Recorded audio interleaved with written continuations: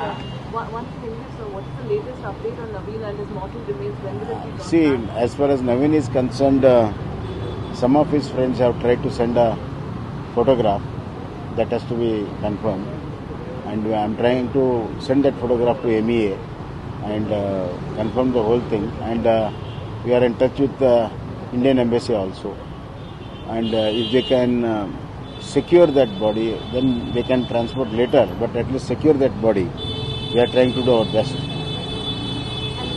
And as far as evacuation is concerned, Government of India has got its own plans to move the students from the war zone to the safer zone, and that thing has been now done rigorously. Sir, are you in touch with the friends of Naveen sir who were with him during his last moments? There are about 3 other blackmailers. Yeah. All our officers are in touch. We have got first informations. MEA is also in touch. So we are trying to work out.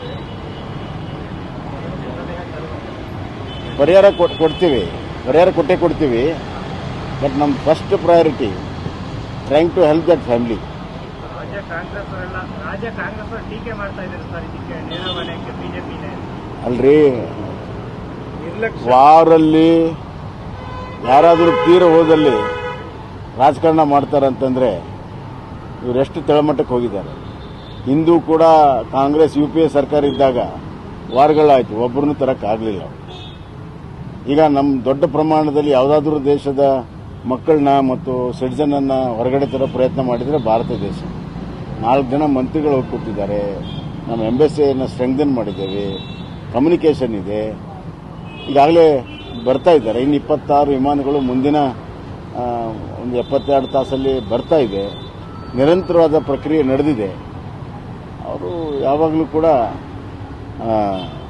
ರಾಜಕಾರಣವೇ ಮುಖ್ಯ, ಅವ್ರಿಗೆ ಅಲ್ಲಿಯ ಜನರ ಸಂಕಷ್ಟ ಮುಖ್ಯ ಅಲ್ಲ.